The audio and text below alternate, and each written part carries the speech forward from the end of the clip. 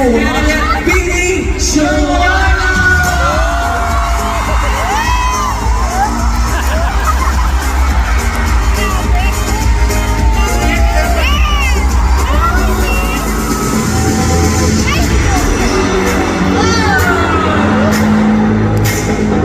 Grabe ka naman, Master!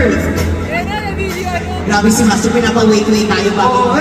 Oo Pero etong question na to, hindi na ito makakapag-antay. Oo. From Regina Shane Santa Cruz, if you could go back the day one of your debut and whisper something to yourself, what would it be?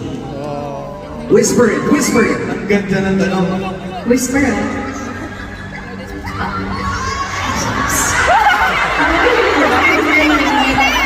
hi, Joanna.